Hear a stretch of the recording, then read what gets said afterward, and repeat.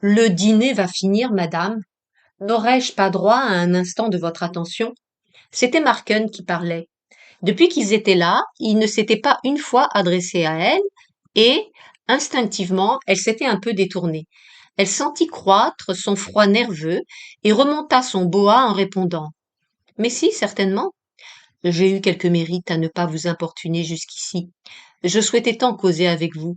Évidemment, puisque vous ne partagez pas ce sentiment, j'aurais dû m'abstenir jusqu'au bout. Mais qui sait si jamais nous nous retrouverons côte à côte. Est-ce que vous allez quitter la France?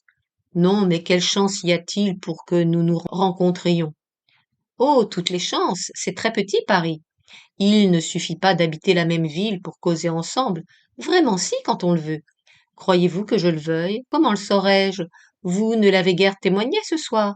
Vous écoutiez Barrois avec un tel intérêt? Vous aussi, est-ce que j'ai cru voir? Oui, mais avec moins de plaisir que vous. Et cela pour des raisons que je n'ai pas envie de vous raconter. Au reste, je m'aperçois que je ne sais plus rien de ce que je voulais vous dire. J'ai la tête trouble. La migraine, peut-être? Les calorifères de madame d'Audichon sont meurtriers. Je ferais sagement d'accepter l'hypothèse du calorifère nocif, mais on n'est pas sage. Non, je n'ai pas la migraine. Madame, on vous exprime tous les soirs bien des sentiments ingénieux ou fades. Quelqu'un vous a-t-il jamais dit vous êtes ma conscience? Non, jamais. Heureusement. C'est une sorte d'emploi dont je n'aimerais pas courir les risques, étant donné les besognes auxquelles les consciences sont astreintes à l'ordinaire. Il faut vous y résigner pourtant, car c'est là le rôle que vous jouez dans ma vie. Depuis le soir où vous m'avez parlé en Allemagne, j'ai subi la pénible nécessité de ne plus avoir une pensée ni faire un acte sans me demander quel serait votre jugement. C'est bien à moi que vous vous adressez. Il n'y a pas erreur sur la personne. Vous n'avez pas oublié que nous ne nous connaissons pas? Vous ne me connaissez pas, mais moi je vous connais. Permettez que je m'explique. Je vous ai vu pour la première fois il y a 3 ans, à une première des Français. Vous étiez tout en noir, comme aujourd'hui, avec un carcan d'émeraude au cou. Dans votre loge, il y avait Barrois, Pierre d'Osset et la marquise de Maulois. Depuis ce temps, j'ai vécu très près de vous, attendant l'heure de vous aborder. Je me suis intimement liée avec Dosset. Ne rougissez pas, il n'y a pas vraiment lieu. J'ai su en détail ce qu'il appelait son amour pour vous, son pseudo-suicide et la basse façon dont il s'était conduit en publiant ce livre inepte qu'à part vous et moi personne n'a lu. J'ai fait aussi la connaissance de Barrois, dont j'avais, rien qu'à le regarder 10 minutes dans cette loge, deviné la passion. N'ayez pas peur, il n'écoute pas. Il est bien trop occupé à prouver que monsieur d'Audichon est un imbécile. Mon enquête sur votre famille, votre enfance, m'a même permis, je suis expert à ce genre de travail, de découvrir votre ancienne amitié pour mademoiselle Barozzi, et je me suis fait présenter à elle. Tous ces gens vous racontaient d'une manière différente et d'ailleurs inexacte. Les renseignements fournis par mon observation sont plus certains. J'ai pris l'habitude de n'aller au théâtre que dans les baignoires d'avant-scène d'où on aperçoit les 2 tiers de la salle. Vous n'imaginez pas à quelle manœuvre compliquée j'ai recours lorsque, à une première, vous êtes placé de façon que je ne puisse vous apercevoir. Tout ceci est fort curieux. Je n'en découvre pas le but. Le but, c'est de vous regarder sans attirer votre attention. Pendant que vous n'écoutez pas les pièces drôles ou que vous vous laissez couler tout entière dans la musique, je lis votre pensée vraie au centre même de votre distraction. Bons endroits pour observer les théâtres, on s'y abandonne. Pendant qu'il se passe quelque chose sur la scène, personne, on le croit du moins, ne songe à regarder la figure qu'on fait. Les femmes vieillissent tout à coup. Les hommes laissent voir leurs ennuis. Aux entr'actes, on remet les masques. Je vous ai vu, madame, lorsque vous écoutiez la plainte d'Orphée, pleurer de regret pour le grand amour que vous n'avez pas eu. Un soir, où Tristan clamait son mortel désir, vos lèvres ont blêmi, et vous êtes devenu si pâle que j'ai perçu en vous, mieux que si vous l'aviez crié tout haut, la volonté de savoir quel goût a la vie lorsqu'on est aimé comme Iseux est aimé de Tristan. Puis encore, je vous ai regardé lorsque vous receviez des hommages, J'ai reconnu les espoirs de la fatuité sur le visage des hommes à qui vous faisiez l'aumône de votre décevante attention.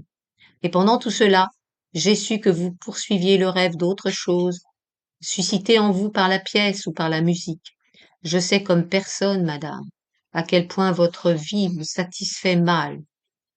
Je ne compte pas discuter les hypothèses qu'il vous plaît de faire là-dessus, mais puisque vous avez l'indiscrétion de vous tant intéresser à ma personne, comment avez-vous attendu si longtemps pour demander à mon mari de vous présenter?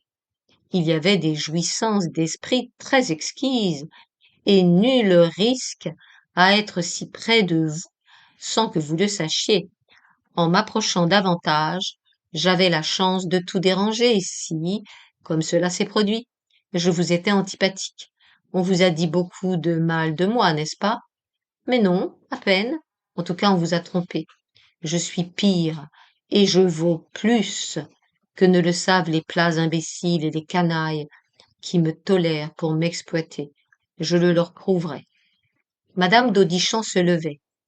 Encore un mot, dit Marken, pendant qu'il traversait la galerie, et je vous demande une franchise que mon orgueil mérite. Votre jugement de moi est-il tel que je doive me tenir à l'écart de vous?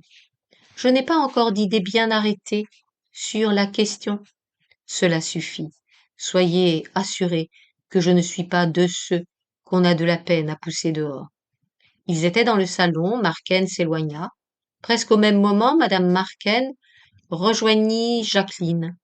Elle avait la figure vernie de sourire, les mains agitées et persuasives. Enfin, chère madame, je puis vous parler un peu, s'écria-t-elle.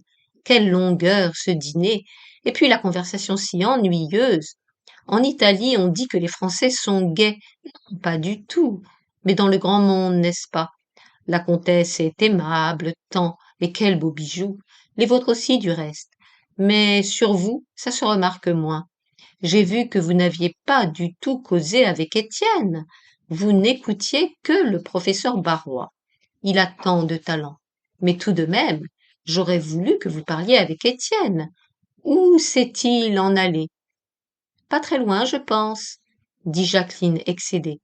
Elle fit un pas avec la ferme intention de se débarrasser de la loquace petite italienne.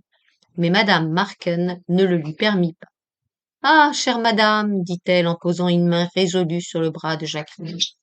Je voulais vous demander, quel jour recevez-vous? J'ai déjà souvent mis des cartes chez vous, mais par fortune, vous étiez toujours sorti. Le jeudi. Seulement, je n'ai plus mon jour. Je tâcherai de vous trouver tout de même. À quelle heure ai-je chance? Un peu tard. Je suis très irrégulière dans mes habitudes. Cela n'importe, j'essaierai. Je suis indiscrète peut-être. Étienne m'a dit, à Bayreuth, que vous n'aviez pas le désir de nous recevoir aussi. Il m'avait défendu de vous porter des cartes. Ne lui en parlez pas. Il trouvait que vous aviez été si froide. C'est vrai que vous êtes froide. Monsieur Marquin a tort, madame. Je vous verrai très volontiers. Ah, quelle bonté! Je savais bien que vous étiez bonne. Je le disais à Étienne. Elle est froide, c'est sa manière, mais elle est bonne. Et puis, écoutez, il faudra aussi que vous veniez dans ma maison. On fait de la musique chez nous splendide. Tous les grands artistes étrangers sont bien contents de venir parce qu'Étienne est dans les journaux, vous comprenez? Oui, je comprends. Alors c'est entendu. J'irai vous voir. Ciao. Jacqueline parut répondre à un signe qui l'appelait et s'éloigna d'un air pressé. 4. La serre était vide. Madame Desmoustiers y entra et s'étendit sur un rocking-chair que cachaient les feuilles dépliées d'un grand paravent. Elle se sentait en sûreté, là. On ne viendrait pas la déranger, elle pouvait tranquillement réfléchir aux choses saugrenues qui lui advenaient.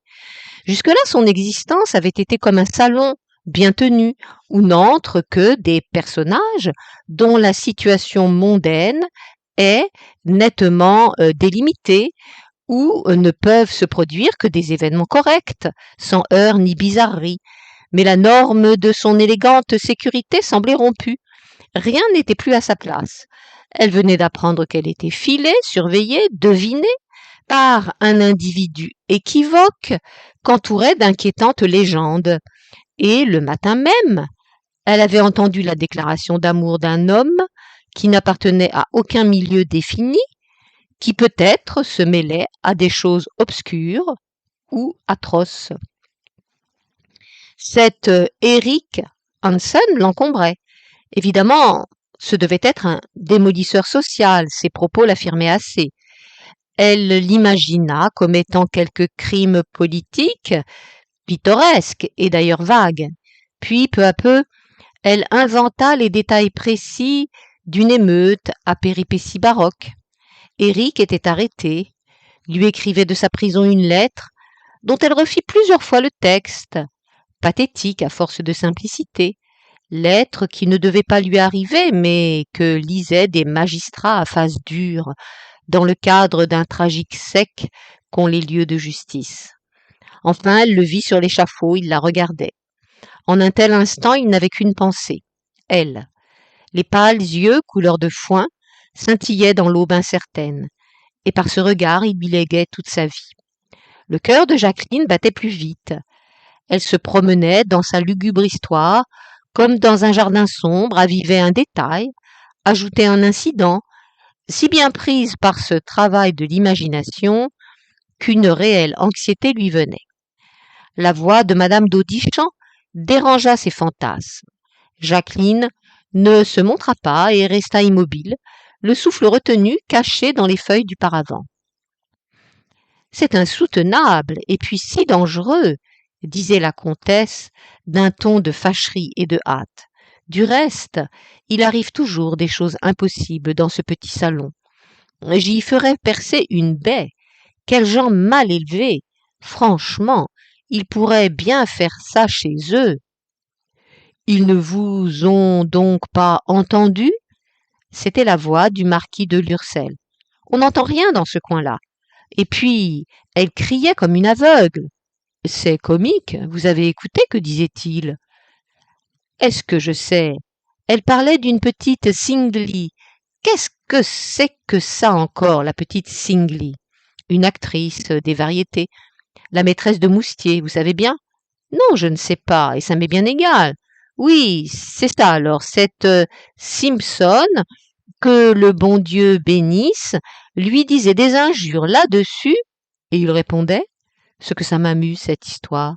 Et puis si vous saviez comme vous avez l'air furieux, franchement, il y a de quoi. Ce qu'il répondait? Des imbécilités. Et il la tutoyait, figurez-vous. Quelle façon vous avez, vous autres hommes. Il l'appelait chère folle. Mon bon ami, jamais un monsieur ne pourra deviner à quel point il est grotesque quand il dit chère folle à une femme en colère. Elle était en colère, je vous en réponds. Je n'ai pas écouté longtemps, vous pensez bien. Au moment où je suis partie, elle disait ah, laissez-moi, n'est-ce pas? C'est bon pour Jacqueline, ça, pas pour moi. Diable, qu'est-ce qu'il lui faisait? Je n'ose pas y penser. Mais c'est drôle que, quand les gens en adultère se disputent, ils fassent intervenir les femmes légitimes. C'est d'un goût. Enfin, voilà une affaire réglée.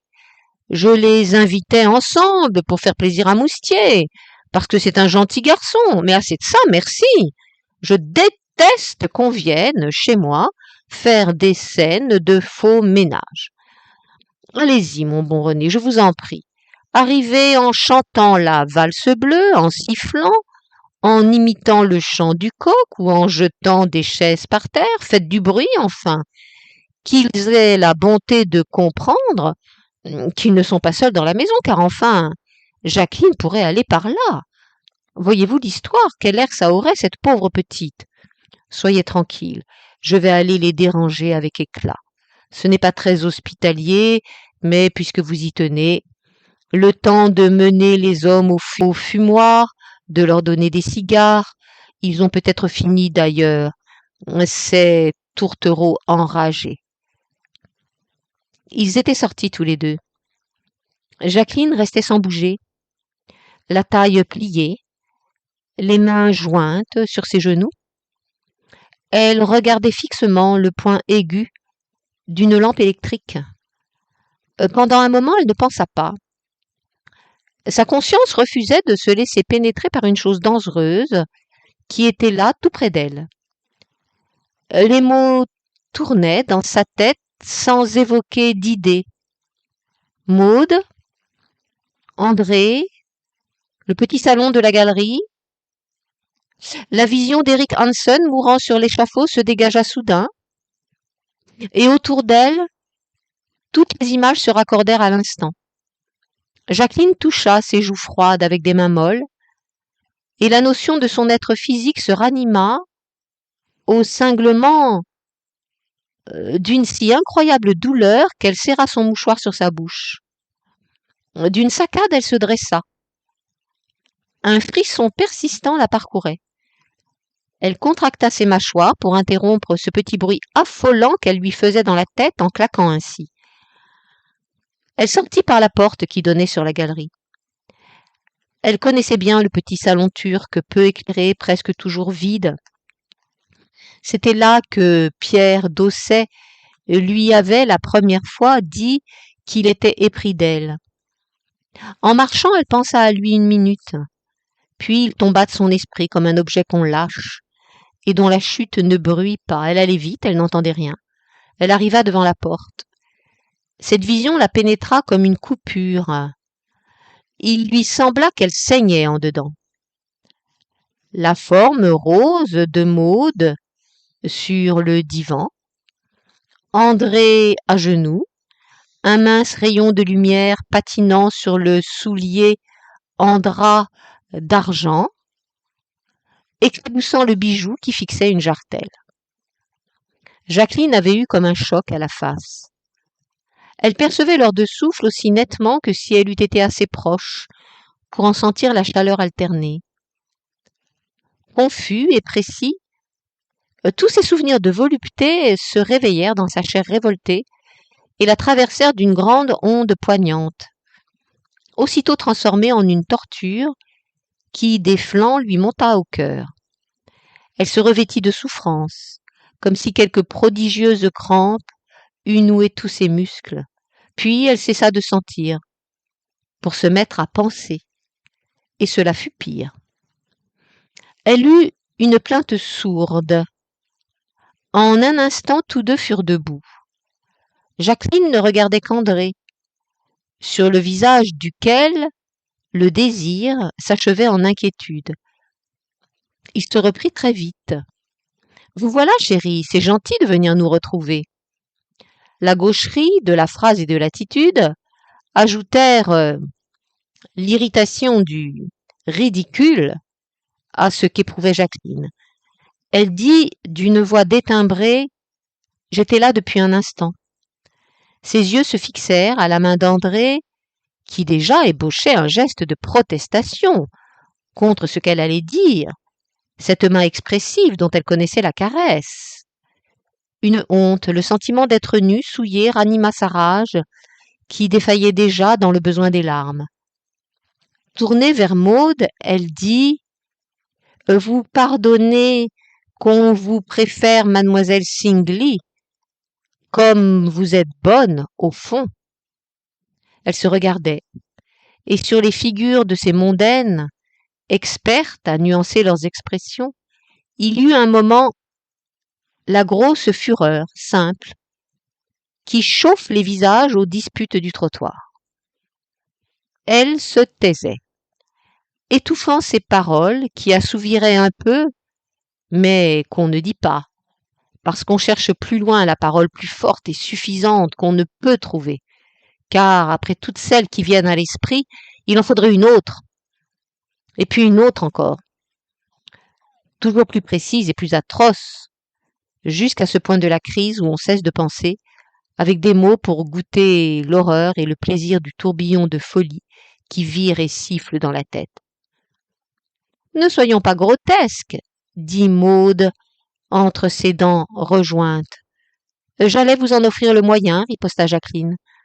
Je suis venue ici parce que j'ai entendu madame d'Audichon raconter à son gendre qu'elle avait surpris votre dispute. Il plaisantait agréablement sur vous. Madame d'Audichon, un peu choquée, que ce fût chez elle que vous fissiez ce qu'elle appelle vos scènes de faux ménage, a chargé monsieur de Lurcel de venir vous interrompre. J'ai pensé qu'il valait mieux que je prisse ce soin. Rentrons ensemble dans le salon. Excusez-moi d'avoir dérangé vos petits divertissements. Pour l'instant, reprenons notre comédie de dupeur et de dupé. Ah non, taisez-vous, je n'admets pas que vous ayez rien à dire ici. Ces derniers mots s'adressaient à André, qui s'était approché avec un air de tendresse un peu implorante. Mais elle le regarda de telle façon qu'il n'insista pas. Elle sortit de la pièce. Maud la suivit en haussant les épaules. Dans la galerie, ils se heurtèrent presque à M. de Lurcel, qui arrivait en chantonnant, selon ce qui lui avait été recommandé, et dont la figure exprima, lorsqu'il les vit ensemble, plus d'ahurissement qu'il n'eût voulu peut-être. « C'est nous que vous cherchez ?» dit Jacqueline. « Oui, oui, je crois qu'on va faire de la musique. »« Eh bien, nous voilà. » À l'entrée du salon, ce fut Léonora qu'aperçut d'abord Jacqueline. « Je voudrais… » Léonora s'interrompit. D'un air de parfaite aisance, Monsieur Desmoustiers alla vers le fumoir. Madame Simpson s'assit à côté de la petite Marken qui, posée sur un pouf solitaire, évoquait la pénible image d'une passagère méchamment abandonnée dans une île déserte. « Eh bien, quoi? Que veux-tu » demanda Jacqueline, en examinant de loin monsieur de Lurcel, qui s'était approché de sa belle-mère et lui avait dit quelques mots sur lesquels, après un sursaut, madame d'Audychamps regarda du côté de madame Desmoustiers d'un air vif et anxieux. « Peux-tu m'accompagner ou bien… » dit Léonora. « Que vas-tu jouer » Elle força sa figure au calme. « La sonate de Franck, tu la connais naturellement ? » ?»« Oui, je l'ai jouée avec Viardot il y a très peu de temps. Dis-moi les mouvements. » Elles allèrent au piano, et Léonora, tournant les pages, donna des indications brèves. Elle avait posé sa main gauche sur le bras de Jacqueline et le serrait avec force comme si elle eût voulu la pénétrer de quelque véhémente émotion. « Crois-tu être en état de jouer » dit-elle. « Tu trembles tant. Tu souffres ?»« À en mourir, ou à tuer, » répondit Jacqueline. « Mais comment comprends-tu ? Tu savais donc, toi aussi, comme tout le monde ? » ?»« Mais oui, tu m'as dit tout de suite. Tu te rappelles ce que tu m'as dit, dans le parc de la Margrave ? Prends garde, ne parlons pas maintenant, ça nous bouleverserait trop. Bonne chérie, tu sens avec moi comme moi ? Oui, tu m'aideras. Jacqueline rencontra les yeux de Marken. Il sortait du fumoir en causant avec monsieur de Lurcel, dont le rire s'arrêta lorsqu'il vit que madame Desmoustiers l'avait aperçu. Elle se demanda si Marken devinait son angoisse. Tout de suite, elle comprit que oui, mais elle n'en fut pas irritée. Il n'y avait pas de pitié au moins dans le regard de celui-là. Assise au piano, elle plaquait des accords, ses doigts filèrent en arpèges cinglants, les sons tombaient sur elle en gouttes chaudes et froides, sa colère et sa fierté blessée grossirent. Il lui parut qu'elle était ivre. Léonora, son instrument à l'épaule, la tête pliée, semblait interroger l'âme du violon. Elle pinçait les cordes, s'assurant de leur justesse, serrait les clés. Elle se redressa, l'archet prêt à l'attaque, souverainement calme, et comme grandie par l'attente de la musique qu'elle allait faire jaillir.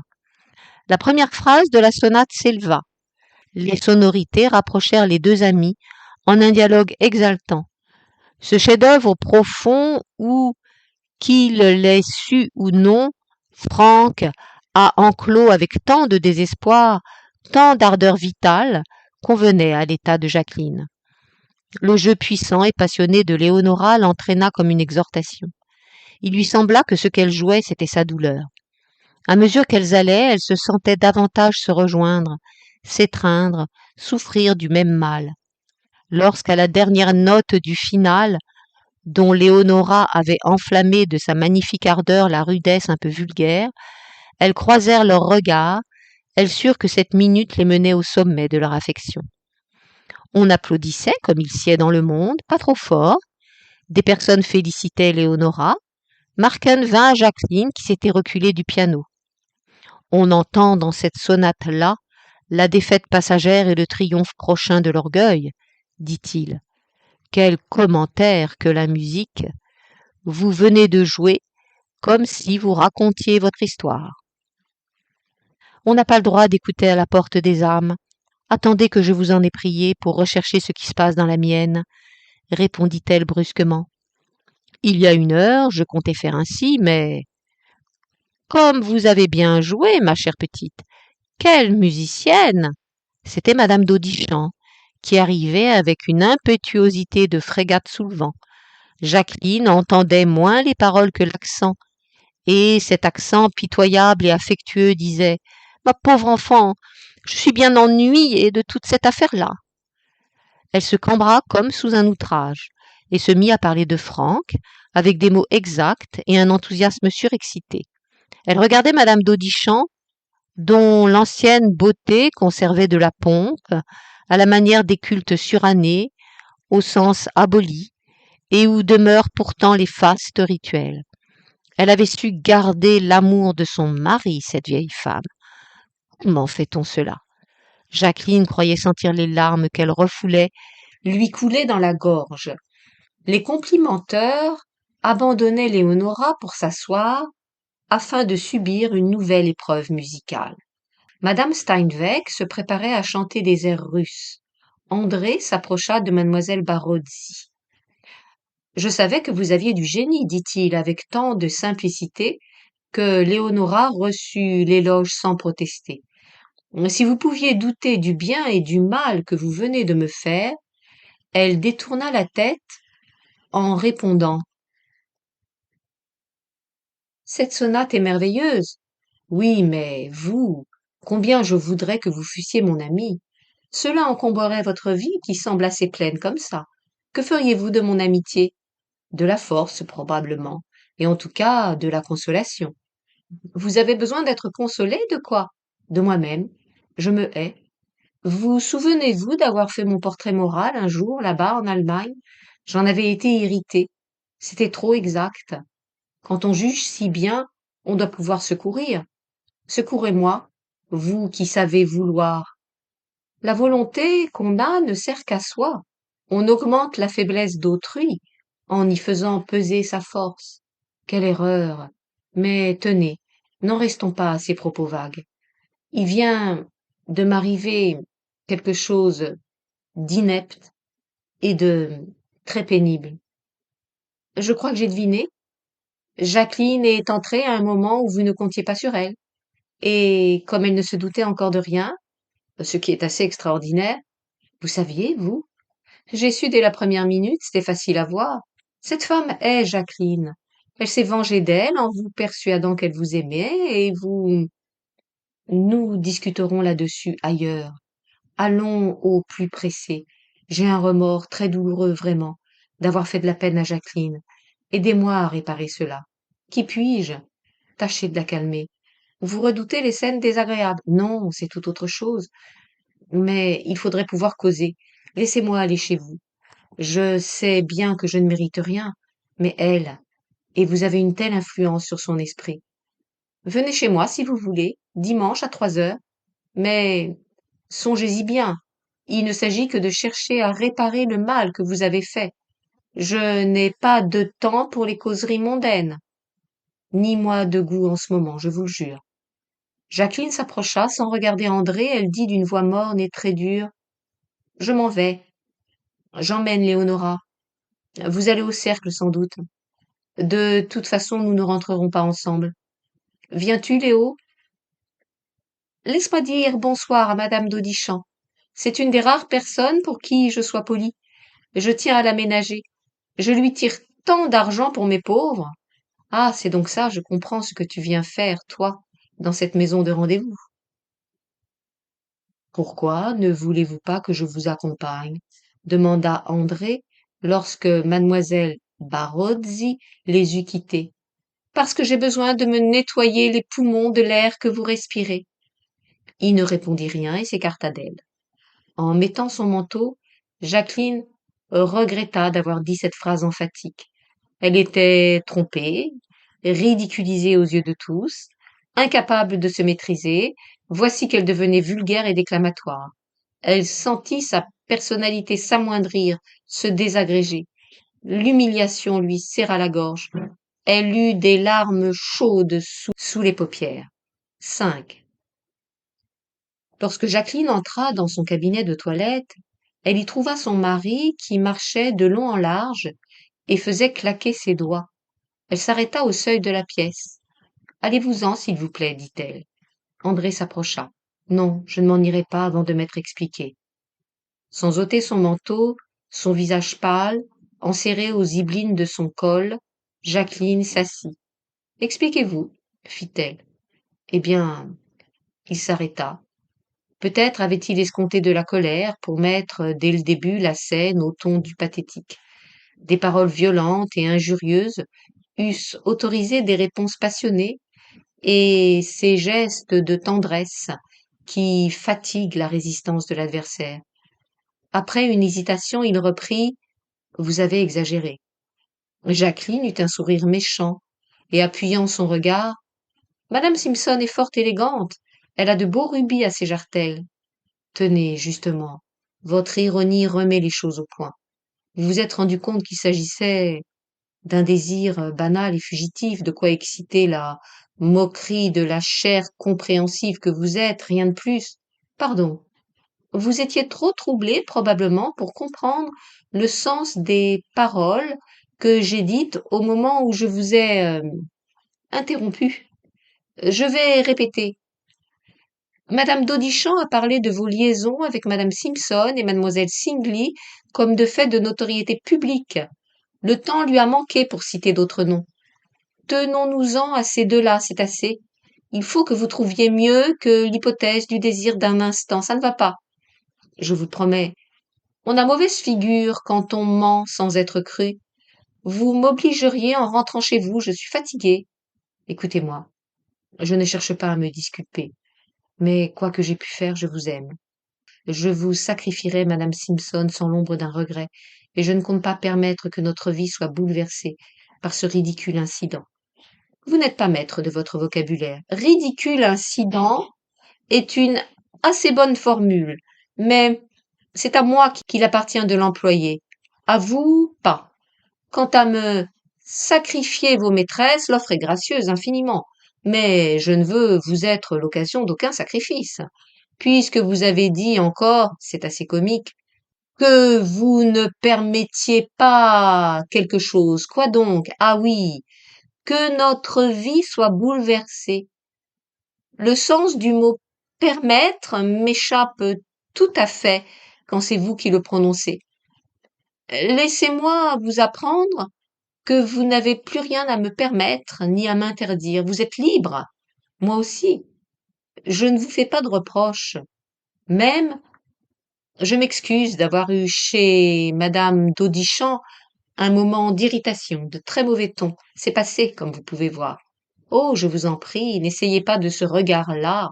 C'est tout à fait inutile. Maintenant que je sais qu'il vous sert en ville, il ne me donne plus qu'une irrévérencieuse envie de rire. Là, nous nous sommes expliqués, laissez-moi, ce sera très aimable. Il n'y a pour vous aucun intérêt à rester. Vous ne dites que des bêtises, ce n'est pas votre faute. La situation ne comporte pas qu'on y soit spirituel. Vrai, croyez-moi, vous n'êtes pas à votre avantage. Et si vous pouviez deviner combien j'ai sommeil, André avait fait quelques tentatives pour interrompre la tirade, mais elle n'y avait pas pris garde. Quand elle se tut enfin, il avait retrouvé l'air d'insolence hautaine qui lui était habituel. C'est bien, dit-il. J'espère que vous ne regretterez pas de m'avoir repoussé et de cette façon. Il sortit. La porte refermée sur lui, Jacqueline se leva, fit un pas, tendit le bras comme si elle allait ouvrir, le rappeler, mais le geste s'interrompit. Elle resta droite, écoutant le pas d'André dans le couloir. Quand elle cessa de l'entendre, elle retomba assise, et la figure dans ses mains, Elle sanglota. 6.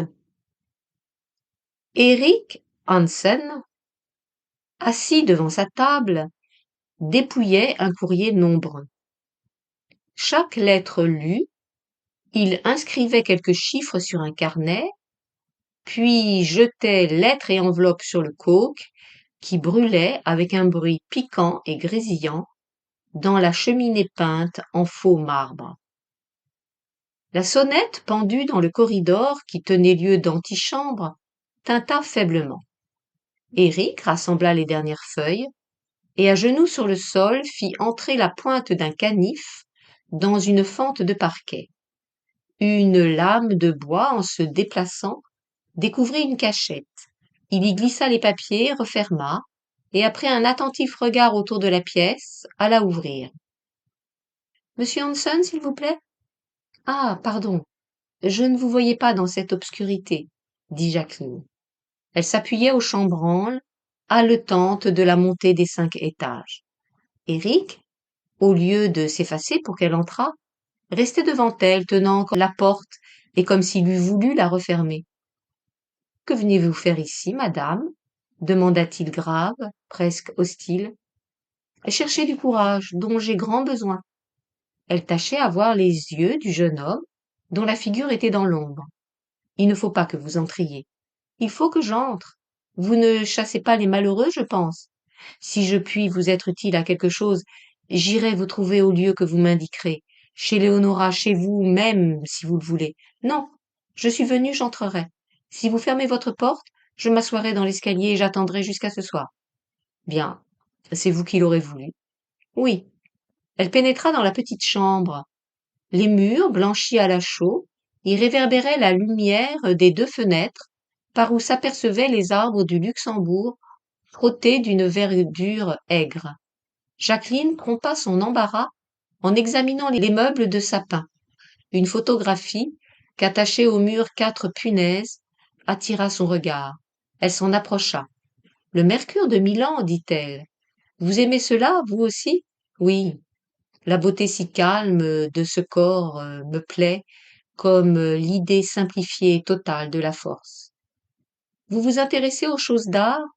Je ne devrais pas m'y intéresser.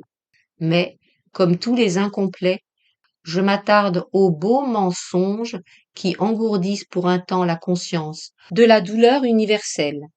Quand il ne servirait qu'à donner de ces répits-là, un chef-d'œuvre serait encore une bonne action, il me semble. Cette élégante banalité cache une très funeste erreur, madame. Le chef-d'œuvre isole dans un plaisir égoïste, et d'autant plus dangereux qu'on se persuade qu'il est noble et désintéressé. Ceux qui ont compris, senti surtout, que la société est mal faite, ont le devoir de plonger sans cesse aux couches profondes du réel, d'en rechercher le contact blessant. Ce n'est qu'en souffrant avec qui souffre qu'on se fait le cœur brûlé d'ardeur qu'il faut pour guérir. L'art est l'île heureuse où on oublie un mauvais lieu. Les adorateurs de la beauté gênent plus la marche en avant que les jouisseurs grossiers, dont les actes au moins appellent la réaction. Alors pourquoi mettez-vous des photographies de chefs-d'œuvre à votre mur et ces violettes sur votre table? Parce que je suis un raté, au vouloir incertain, qui se cherche lui-même, et par bien des routes, parce que j'ai des nerfs exigeants et un esprit curieux de diversité, mais ce n'est pas pour entendre la liste de mes faiblesses que vous êtes ici. C'est pour parler de moi, me plaindre et partir un peu consolé. Puis-je m'asseoir? Je n'osais vous l'offrir. Pourquoi?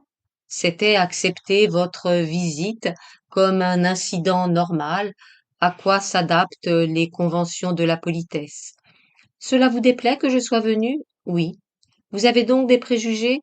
Pas des préjugés, mais un peu de fierté. Je vous ai dit hier que je vous aimais.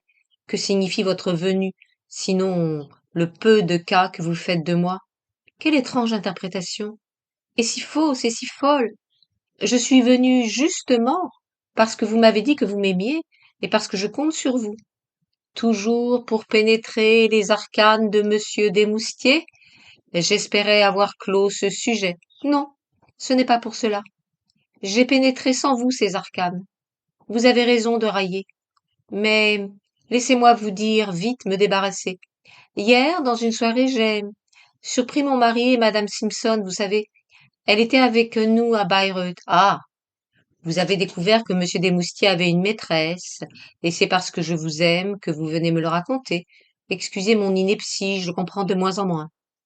Jacqueline fut un grand moment sans répondre. Elle eût voulu qu'Éric fût souple à entrer dans son chagrin. Cette résistance lui donnait une lassitude, mais non sans douceur.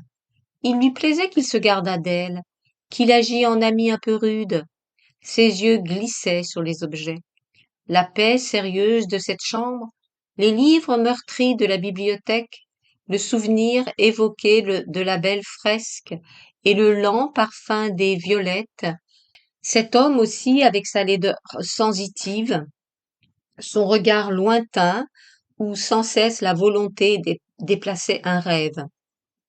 Le secret qui l'entourait, tout cela s'unifiait en une harmonie puissante, agissait sur elle à la manière des musiques langoureuses qu'on écoute sous les arbres les soirs d'été. Une fatigue enchantée l'avait prise. Elle souffrait moins, elle se rappelait seulement avoir beaucoup souffert jusqu'au moment où elle s'était assise sur cette chaise de paille, dans cette pièce sereine en face d'Eric Hansen, qu'il aimait follement, mortellement. Elle se savait en sûreté et cela lui faisait une âme très claire. Elle pensait des choses nobles et un peu vagues, sur la beauté des vies vouées à la pure idée.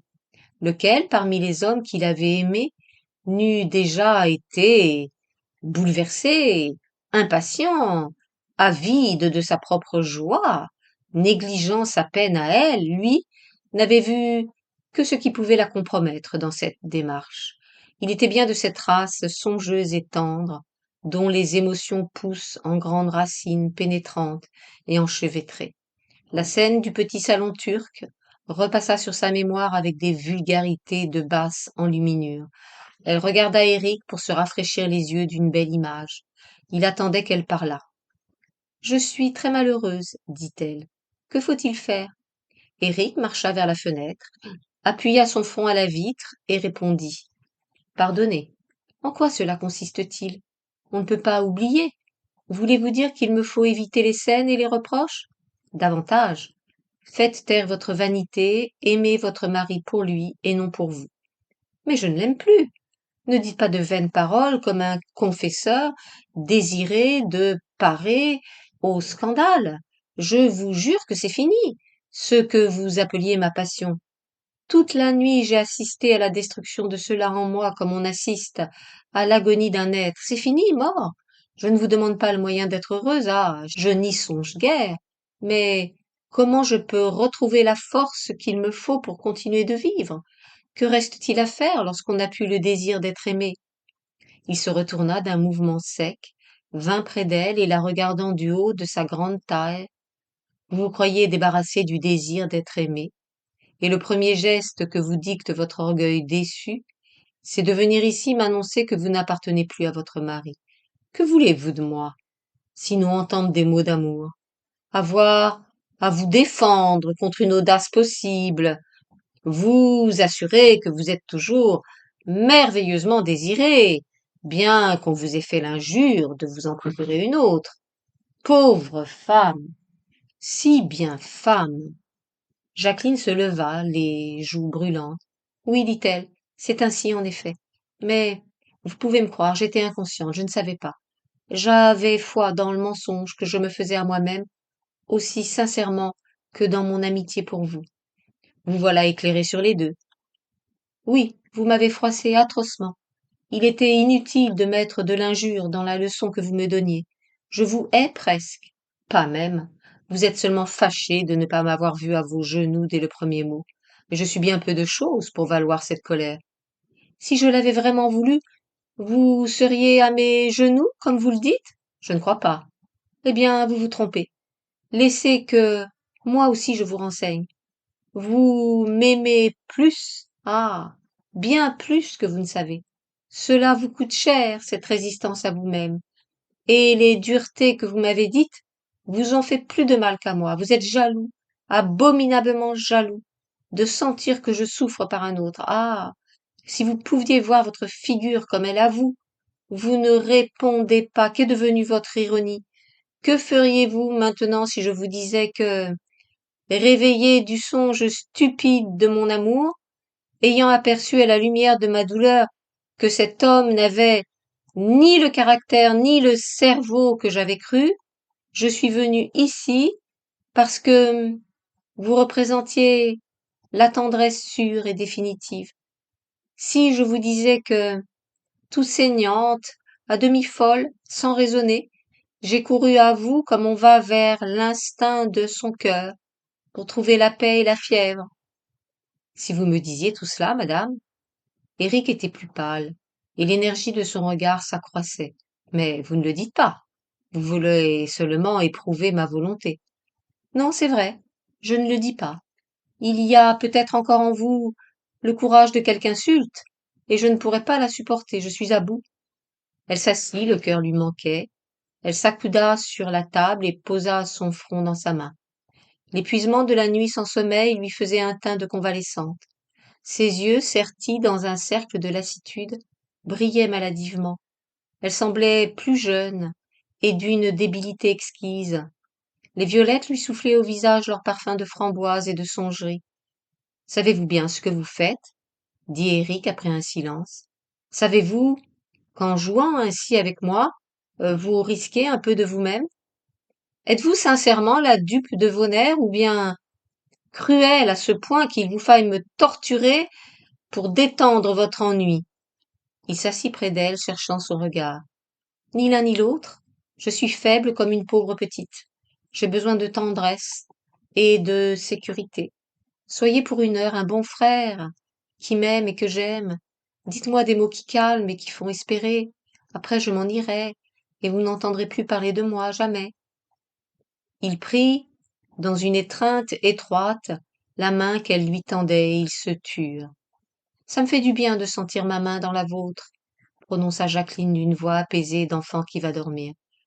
Il me semble que je suis protégée contre tout, que je vous appartiens. Et ainsi qu'elle l'avait dit, il glissa à ses genoux, tout contre elle, levant vers la sienne une figure de blessé, brûlé par la soif. Que voulez-vous que je fasse? Demanda-t-elle. Faut-il décidément pardonner? Non. Il posa sa tête sur l'épaule de Jacqueline, et le dangereux silence appuya l'un à l'autre leurs cœurs indécis.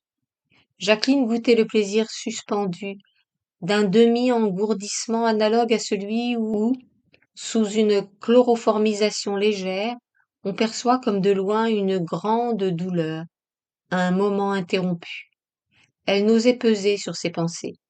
Cette minute d'anxiété délicieuse lui donnait, totale, la sorte de joie dont elle avait senti le besoin si vif à l'aube, dans sa solitude amère et brisée. Mais cela allait finir, après. Elle cesserait de sentir sur sa poitrine l'émouvante tiédeur de ce front, elle s'en irait. Qu'adviendrait-il d'eux? Ils étaient si loin l'un de l'autre. Eh bien, qu'importait cela? Ce n'était pas seulement sa vie conjugale qu'avait rompue la trahison d'André, mais aussi tous les liens conventionnels. Éric valait plus qu'aucun des hommes qu'elle eût jamais rencontrés, et c'était justement parce qu'il était libre, au-dessus de tout préjugé, qu'elle était venue à lui. Et il l'aimait. Combien il l'aimait. À sentir battre contre elle la vie chaude du jeune homme, elle percevait que c'était elle-même cette vie-là, qu'elle circulait en lui avec son sang, heurtait dans son cœur, naissait avec la pensée dans son cerveau. Ne serait-ce pas beau qu'elle aussi l'aimât, au mépris de toute conséquence, en liberté? L'héroïsme monta vers son front, en vagues brûlantes.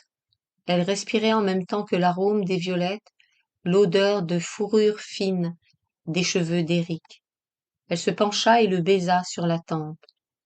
L'instant suivant, leurs bouches furent rejointes, Et Jacqueline, dont la sensibilité était en travail depuis la veille, connut par ce baiser une émotion neuve, d'une activité prodigieuse, et où s'exaltait la détresse récente, la peur du risque, l'espoir d'infini.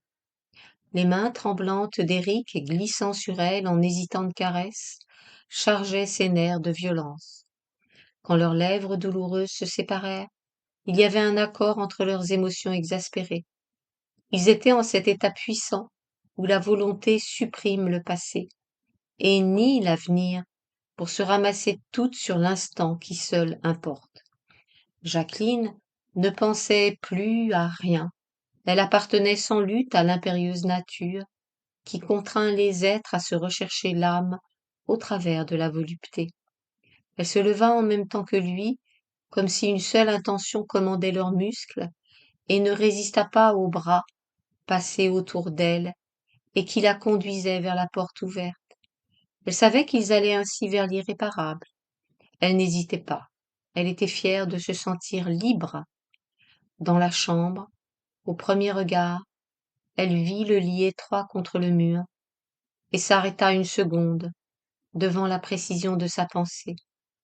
Elle allait se donner, comme font les autres, comme avait fait Maud.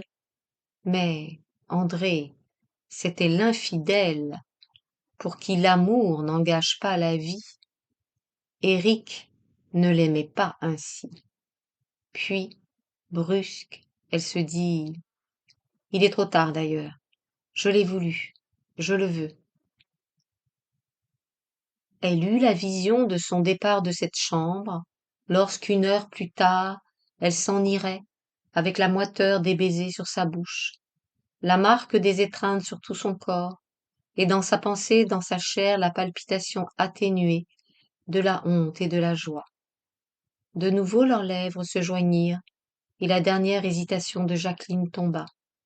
D'un geste résolu, elle ôta les épingles de son chapeau et le jeta sur une chaise.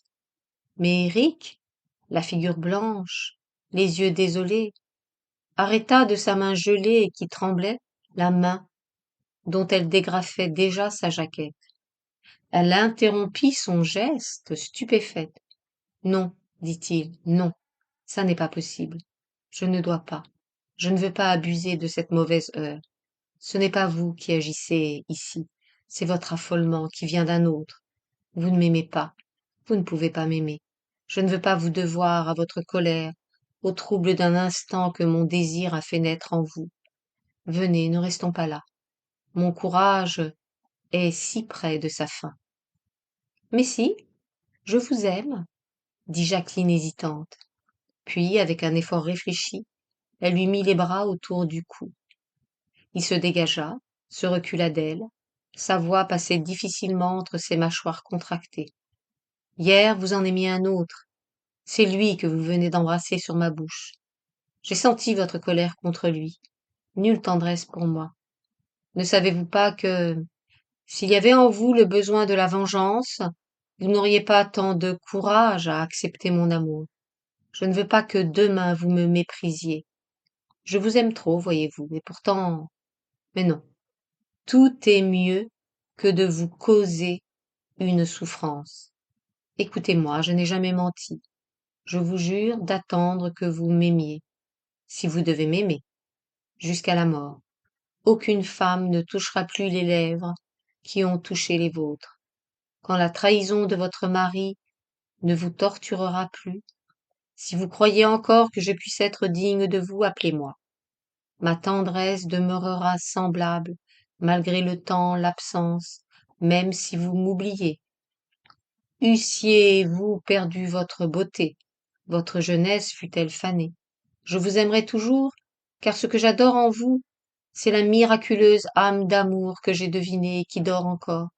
C'est elle que je veux, et que je perdrais si, en ce moment, tenez, je vous aime comme j'aime l'humanité douloureuse, avec une violence folle, une immense pitié, un respect agenouillé. J'irai vers l'espoir de vous, comme je marche vers l'espoir d'elle, avec des yeux éperdus d'une térébrante lueur qui vient de là-bas, tout au bout du chemin du sacrifice. Comprenez-vous, comprenez-vous? Ceux de ma race vivent plus d'idéal que de pain. Non, non, je ne troublerai pas mon beau rêve pour un moment de bonheur, si vastes qu'ils doivent être. Et si je vous perds, ce ne sera pas au moins pour avoir été bassement égoïste. Dieu, sentez-vous combien il faut que je vous aime? Droite, immobile, les bras tombés en abandon le long d'elle, Jacqueline avait écouté, gagnée par l'exaltation croissante, qui entrecoupait la parole d'Éric, faisait éclater puis amortissait sa voix, et lui emplissait le regard d'une démence de martyr, saoul du plaisir de sa souffrance. Il se trompait, le pauvre Éric. Elle l'aimait, avec tous ses sommets et tous ses foyers. La volonté voluptueuse vibrait en pathétisme silencieux.